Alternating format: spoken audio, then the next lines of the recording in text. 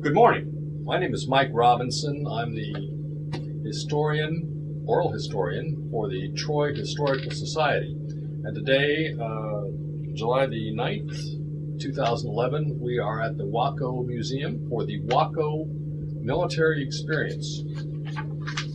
Joining us today is Dick Sander and his wife, Jean. Dick is a World War II veteran, and we are glad to have him with us today. And so, good morning to both of you. Morning. Good morning. Dick,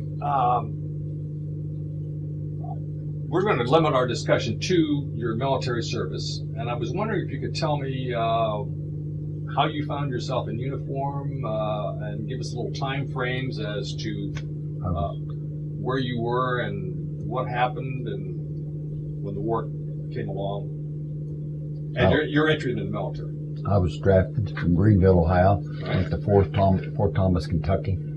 Okay. Then we went to Texas, Camp Bowie, Texas for basic training, and Fort Hood, Texas for some advanced training. Okay. How long was that training in duration? 8 weeks, 8 to 12 weeks. A total? Yeah, for basic training. Basic, and then and we advanced training. And went to Camp Phillips, Kansas for more training, and the Camp McCoy, Wisconsin. The advanced training, what did that focus on? That's where you learn to fire your weapons, and you were active training. You really went through the process of how you would use it overseas. Got it. Okay. So that took a total stateside training and was what? About a year and a half. About a year and a half. I was in the service 3. About a year and a half. When did you enter the service? 43. 43. Mm-hmm. Okay. And you were how old at that time? I was about 20. 20. Okay. Mm-hmm. And you were in a year and a half. Got it. When did you receive your orders to go overseas? Well, about a year and a half later. When was that? August 44. August of August 44. All right. Got discharged in 45.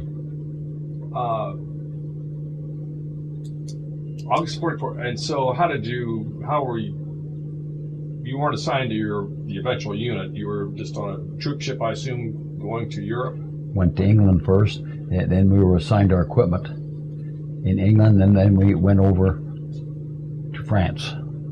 Okay. And went online. And you were in a pool of recruits, or new guys. We got our tank destroyer equipment overseas after we were over there in France. When were you assigned to your unit? When was that assigned? What basic training? I stayed with the unit. You did. You went as a unit. We went as the 808 Tank Destroyer Battalion. We stayed as a unit all through basic training and through combat. I see. The same unit. Okay. All right. Fine. Yes.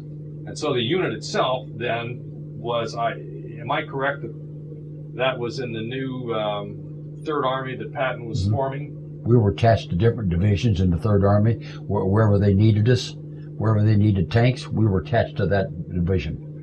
Okay. And we moved around quite a bit. And you were a tanker? Yeah. Okay. I drove a tank. Really? A driver. Here. Okay. All right. So August of 44, and you're in your tank unit, and what did you start doing? Once you were there? We went online between Metz and Nancy, France, and we drove 1,600 miles through France till the war ended in Austria. But in the meantime, we were in the Battle of the Bulge, Battle of Rhineland, Battle of Central Europe, and Battle of the Bulge. I assume Battle of the Bulge was your most harrowing experience? Well, we were fortunate. We were in holding position on the outside flank. We were, our unit. But Patton went on into Bastogne and liberated Bastogne. Right. And then the boys got out of there. They were trapped. And you didn't participate in that? Not in that initial, no. We were in a holding position on the outside. Okay. Let's talk about these battles one at a time, if we might. And what the objective, how you found yourself in these battles. Were you on the offensive? Did you? Most of the time. For most of the time. Most of the time, General Patton has a reputation of being on the offensive most of the time. Patton said you never retreat. You did advance to the rear. What kind of incidents stand out in your mind that you'd like to share with us today about those days? We were ambushed one time. All right. That was toward the end of the war, a little bit ahead of itself. Ambushed by other tanks? No, by the Germans was waving white flags when we pulled into this little village. The war was about over. We pulled into the little village in a cleanup operation, and they were all waving the white flags, and they waited till we got right downtown. They opened up with everything. And we were on the outskirts of the big tanks. We were ordered not to fire. We would kill our own men, was running around the buildings there chasing Germans, and Germans were chasing them. So we were ordered not to fire. We had to retreat. A lot of our men was captured. Never saw them after that. Really? Yeah. We were really ambushed there. Oh my. They waited till they got downtown with the little tanks and jeeps, and we were told not to fire with our big tanks or we'd kill our own men. So we retreated, and they were there. They were captured. You didn't, but you stayed with the tank. You didn't use small arms to... Well, yeah, during that time, the German infantry was creeping up. We were down in kind of a valley, in a trench. The road was in a little trench, and they found the German infantry was creeping up on the sides, trying to ambush our tanks. So some of our guys had to get out the tanks and help the infantry fight the Germans off.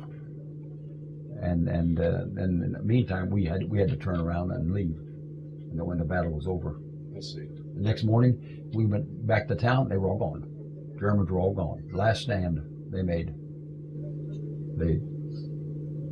And so a lot of troops were captured, and there wasn't a thing you could do about it because of the circumstances. You could see them running around. We were close, then probably eighth of a mile, or 700-800 feet. We could see them running around town, but they said, our commanding officer says, do not fire into town. You kill your own men. You just have to wait it out. So that's one of the things about tanks. You stood there. You've got to have some wide open spaces to use them, and can't have our guys commingled with. Didn't want to kill your own people, so certainly not. Some of them got out, but they crawled back the road and escaped. Some of them, but not very many. Okay. And then one other time we crossing a bridge, and the tank was too heavy. The bridge collapsed, just fell through right in the river. All right. Yeah, we smelled dab, and it just came up the top of the turret. The whole bridge collapsed. It didn't have a superstructure on the bridge. It was just a railing on the side like this. It comes over the railing. And the whole business went down. Were you the first tank to cross it? Yes, first heavy piece of equipment.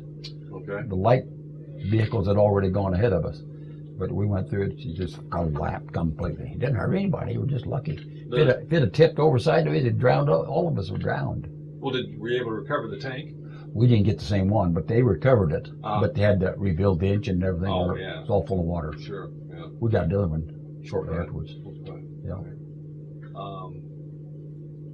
What other experiences did you have? I mean, those battles. Every battle that you mentioned is well documented, and see what's more. Some of those famous battles. Another night I was standing up in a vehicle. Heard something go over my head. Two big swoosh. Here come another. Here the Germans were firing railroad guns, big 8-inch, and both of them went over my head, and they were both duds. Lit right in the side ditch. Drilled a big hole in the ground, and but you breathed a sigh of relief over that one, didn't you? For sure, yeah. Yeah. Oh my. And they sent airplanes up. They called airplanes right to see if they could find that gun on the railroad track. But in the meantime, they pulled them back in the mountain. They pulled them big guns back in the hills, and you couldn't find them. Right. That's the way they did it. Are you talking the German big railroad guns, 240, big ones. Well, that's the same tactic they used on D-Day. Are you talking about a different time? This is a different time. Yes. This is a different time. All right. Yeah. People watching this video, I know, are going to want to know if there are any stories you can tell us about General Patton. And he was such a famous person. Did you ever see him? I never saw him, but some of the guys in our outfit did. But he was a blood and guts, foul mouth guy, dirty talking guy. I got his talk at home too. Well, for somebody that was there, and given all the time that you've had to think about this over the years, How would you evaluate him as a general? He was a good general, but I think he might have caused some unnecessary lives lost, maybe, by not really thinking ahead. But he got the job done.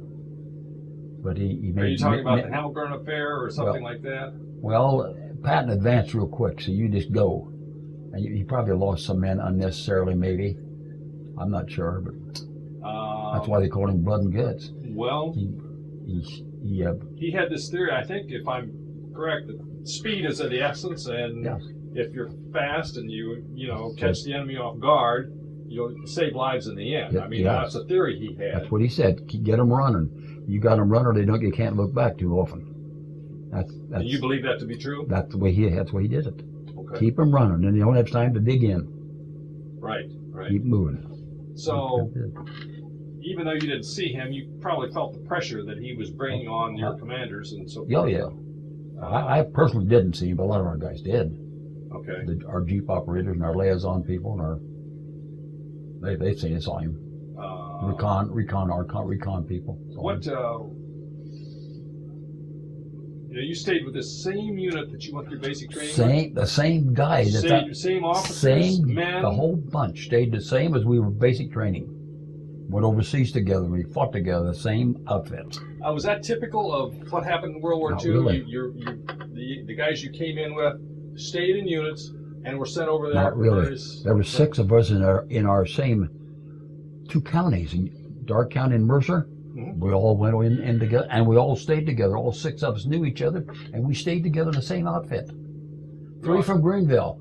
3 from Greenville stayed together. One of them got killed, Bill Nysonger. We all stayed in the same outfit, basic training, and overseas. Well, it's probably good. I mean, you enjoy having familiar faces to go through that experience. But it's kind of unusual. They usually split you up. Right. But they didn't. They didn't split us up. Any reason for that they didn't split you up? I don't know. Did you guys want to stay together? Yes. Your old friends from childhood and that kind of thing? We wanted to stay together, but we stayed together. Okay. I don't know why, but we did. Okay. We trained together in all the tanks and everything. We stayed together. Never split us up at all. Okay. So that's the reason we have our reunions every year, because we're just like one big family. Because we stayed together for 3 or 4 years, all the time. Okay, so you were in the Battle of the Bulge, among others, and you say Battle of the Rhine. Okay. We hear a lot about the lack of cold weather gear for these guys during that battle. Can you tell us, was that your experience? Well, whenever we had a chance, the people left. If we were close to a village, which we were, most of the people in town would run them out of town. We went to sleep in their beds. We slept in their beds at night. Some of them. We did. Yeah. Now the infantry didn't do that. Yeah. But we were a mechanized outfit. Sure. And if we had a chance, we'd just walk in town. Wasn't very far. We'd sleep in their beds at night. Well, but you were probably better off than the infantry. You could be in the tanks and stay. Lot better off, yes. Yeah, so you could stay in the tanks. We rode. We didn't walk. We rode. I don't suppose they had heaters in those things, did they? No. But at least you were out of the wind. Oh yeah. So we didn't very seldom ever slept in them. We'd sleep under them sometime. Okay. If the ground wasn't too wet, we'd pull the tank over maybe a impression in the ground, and we'd all crawl under there. So 5 of us, and then artillery wouldn't get you. Right. Okay, so you found these houses along the way, and everybody left? They run the people out. Made yourself at home? They told the people to get out of the houses. Huh? Did what? They ate their food. Ate their food, yeah. I got mad. We'd dig their potatoes. I was in Fort Garden in the summertime. We'd dig their potatoes, and they didn't like that at all. Well, they said, where were they? Were they? They were in the ground. They were. Potatoes are still in the ground. We dug them. But I mean, how the owners of this property before the war were mad at you? A lot of little villages never got hit at all. We just run through them, see? Yeah. Because there were no Germans there. So if we stopped, we would get their eggs out of their chicken house. We got tired of them sea rations. the old Frau German come running out of the house. American soldier, nichts gut. Nichts gut, Amerikanisch, nichts gut. Yeah. She'd be shaking her fist and couldn't do much about it. We got hungry. No, that's right. And you probably didn't care. You had your problems and they had theirs. We knew it wasn't too good, but that's the way it was. Sure. Okay. So They'd say, American soldat, no good. Fliegen kommen, alles kaputt. Airplanes. Yeah, right. Fliegen kommen, alles kaputt. They didn't like us at all. Yeah. And you couldn't blame them. No. But, So that's the way it is, the way it was. what after the Battle of Bulge, and that would take us into what, 45 here? Yeah, the war was about over then. That was really the Germans. That was their last big push. Okay. After that, did you sense that it was coming? Oh yeah, they surrendered by thousands. In they just walked down. They'd walk down the roads by our equipment. We never paid any attention to them. They were so thick. They just come walking back west. They were ready to quit. They didn't care. They didn't want to fight no more. Yeah. So a lot of our guys got killed in mop-ups in little villages. They set us up. See, we thought the war was about over, and like that ambush we were in, they set a trap for us. We thought the war was about over, but it wasn't. But that's what happened. Without going into any more detail than you want to, what was your most harrowing experience? In these tanks. Well, one night we pulled into a little outskirt of a village, and we was all getting ready to bed in for the night. We usually crawled out and find a foxhole someplace. You had sleeping bags. Yes. And we heard a bunch of noise. Here the Germans was right over a crest of a hill with about 5 or 6 Panzer tanks, and we didn't know they were there. That's where your recon should have looked over the hill, but they didn't. Anyhow, just about dark. Here they come up over that hill. About 5 of them, we could see them because we were that close. They started firing point blank at us with 88s. Well, we hit the first hole we could find, if you could find one. Yeah. And they only fired for about 2 or 3 minutes, and they left. They didn't hit anybody. They just harassing us. What did you have with you in the way of small arms when you were out in these tanks? I carried a grease gun at 45. Then we had a bunch of hand grenades on the side of the tank in a big box. They just bouncing around in there all over the place. Okay. And we carried carbines. Carbines, yeah. Okay. The tankers never carried too much small arms. They carried some, but not a lot. We were usually with the infantry. The infantry was right on our sides or someplace around close. Sure. Yeah. Okay.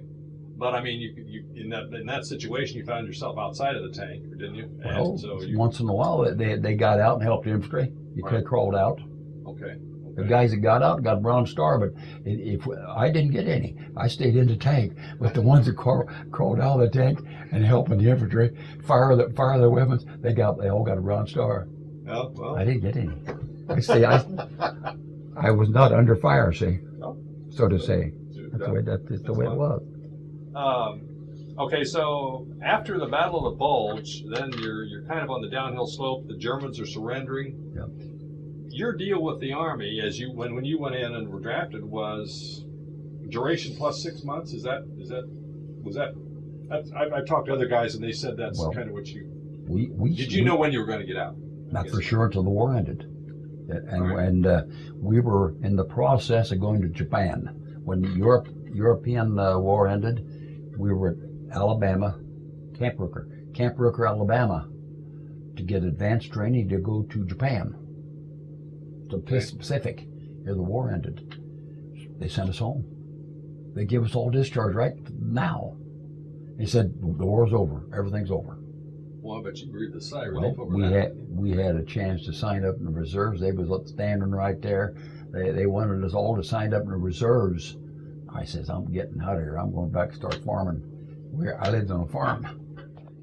Most of us got the heck out. We got tired of it. Yeah. 3 years of it. Okay, and they gave you discharge, and they did. Well, how much time did you serve altogether? Almost 3 years.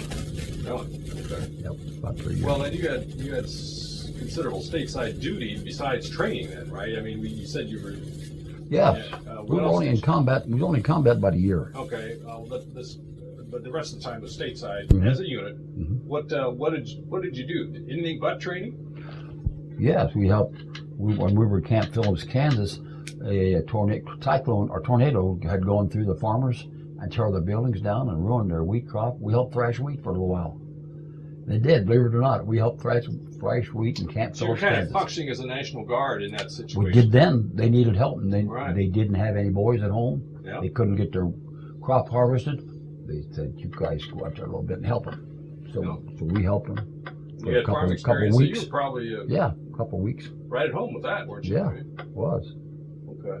Then you went to Michigan. Michigan. Oh well, Michigan? that's Winter Maneuvers. Went to Oh, Michigan. okay. Michigan Winter Maneuvers, but that was Were you upper in part of Michigan. you in war games? Did they do any of that? Oh yeah, were you yeah, stateside? yeah. You had war games. Okay. We called it playing around the woods, but But that's the you way knew it was. you knew you were going overseas. There was no Yeah, doubt in yeah. your mind Oh, yeah. about it, and so Yeah, yeah. you We're had to going take it seriously, and probably did, right? I mean, you know, Well, part of the time. part of the time. At that age, you don't take anything serious. How old were you at the time? I was just, well, I went 18, in, I was 19? in 45. I was born in 40. I was born in 1922. I see. Okay. So I went in. I was about 21, 20 or 20. What? I was 21 December. Got out. I was 20. Did you two know each other No. in childhood? Okay, I was just I curious. met her in Minnesota, Really? Camp McCoy, Wisconsin. Yeah. She's from Minnesota. I'm from Rochester. Rochester. Oh, okay. She's a war bride. So you had to adjust to the Miami Valley, huh? Yep. Yep. Okay. I brought her back to Ohio Yeah. on a farm. She didn't want a farm, Well. but we've been on a farm 1947. 49? 1949. Yeah. Where we are now. Still live there, same farm. Still live there. Well, that's great. That's great. Are you still farming it? Yeah, I don't farm, no. Yep. Yeah. We live there, I cash rented. Cash rented. Yeah. Okay. All right. So. No, she was going to marry a preacher instead of a farmer. You She talked married her me. out of it, huh? She married me, I don't know. My sister married the preacher, and I married the farmer. She always wanted to be a farmer's wife. Okay. But things worked out. We've been married 67 years. So everything worked out. I could tell that you still retained some of your military bearing as you approach life, and that experience must have stayed with you. Your Well, whole life. you never forget it. Yeah. Well, did you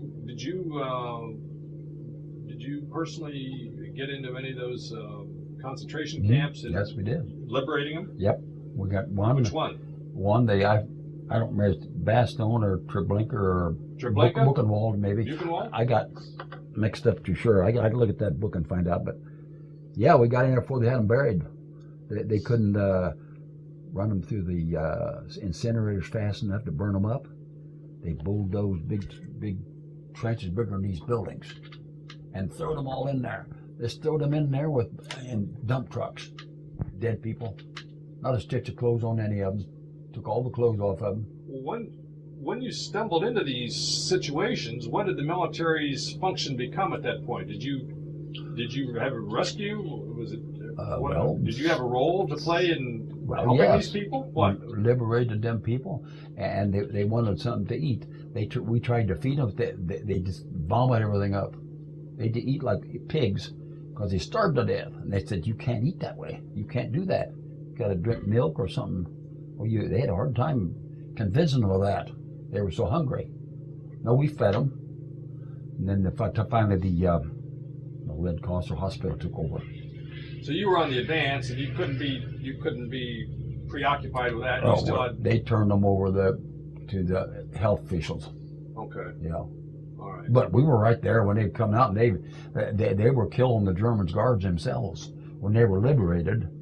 Some of the German guards hadn't escaped. We were right there when it happened. They beat their heads over a stump. As soon as they found one, they'd kill them. The inmates would kill them right there on the spot. We didn't do nothing about it. No. But that's just the way it was. Sure. Well, how much time did that take up from the time you?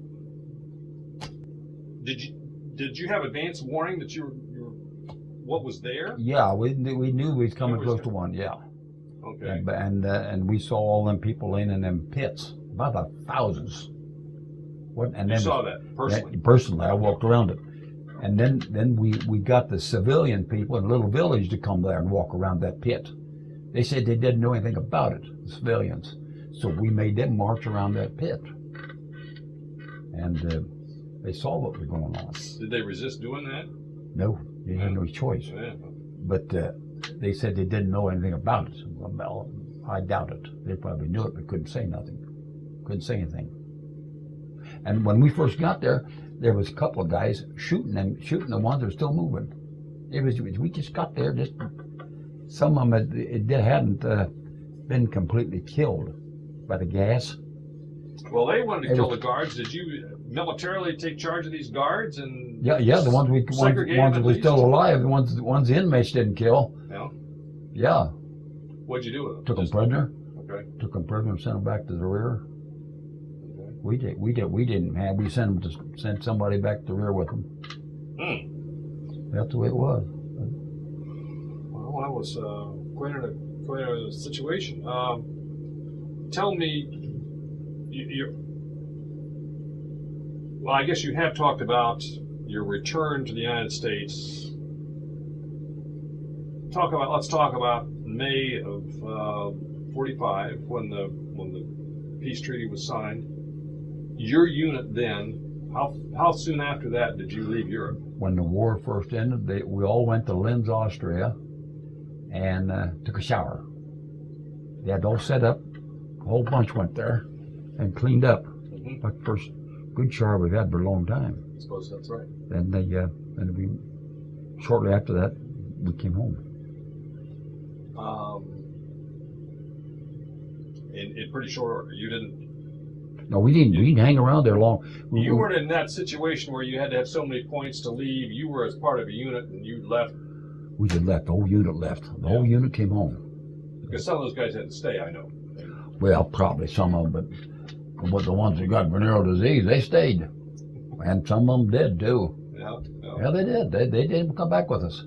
Said, you're not coming back home and contaminate your family. You're staying here till you get cleaned up.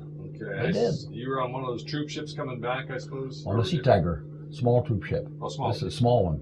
We've seen pictures of those, all of us, where the guys were on the deck and then just absolute big mass of humanity. Ours was a small one, but going over had a big one, about 12,000 troops on the Bismarck. Went over on the Bismarck, came back on the Sea Tiger. Was that more than the capacity the ship could really take care of? Well, I don't know, but there was sure a bunch of them on there. Oh, I'll bet so. No. About 12,000, I think they said. Seasick and all the whole. I didn't. They said don't miss a meal. Oh. Of course, it still shows. They said don't miss a meal. Keep eating every meal. Said when your stomach's empty, that's when you get sicker than a buzzard. Oh, yeah. Bill Nysonger from Greenville, he threw up, I think, for 7 days. Oh, He was sick all the time. So you got a couple of those guys that are still around Greenville, are you? And you still see There's two of us left. Delbert Grillo from Greenville was in our outfit. He's still living. He's still living in Greenville, not me. The rest of them, I think, all dead, aren't they? He's dead. Yeah, he got Fort Army here, Ohio. This guy's Utah. There was 4 religions in our tank. Really? 4 different kinds, yeah. What all did you have? 2 Mormons, a Baptist, a Catholic, and a Lutheran. Yeah. What? You found a way to get along somehow, didn't you? In those close quarters. We never discussed them. I knew what they were. This guy here is a Baptist. Yeah? He's 2 Mormons. It's a Catholic and me. I'm a Lutheran. Oh, okay. Yep, that many in there. All right. Never had any problems. Well, I know you got some time constraints here. Anything you'd like to leave us with?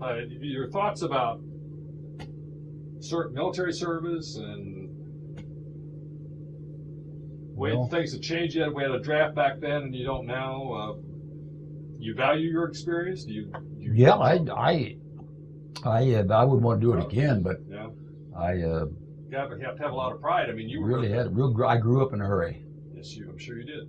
I left a little kid and come back. Yep. Grown person. With the little kid. Huh? With the little kid. With a little kid. I had a son 5 months old, wasn't it? About 4. 4 months old. And so when you were out, and you never had to worry about Korea. And I had a guy in here just before you who said that he was that some of the guys could be discharged. I thought they were out, but Korea came along and they got sucked into that situation. No, they didn't. They didn't come around me. Okay. When I got out of World War II, that was it. They never questioned. I never had to They never came around to recruit me for another war. I see. No. Okay. All right. That was some years younger, wasn't it, though, Korea? Well, you My had this, the brother- guys that it war ended in brother's in 1945, and of course Korea came in 1950, and the guys were still young enough Yeah, to be, my brother was drafted into the Korean War. was he? But never asked us. Never asked me and my elder brother. We were in World War II.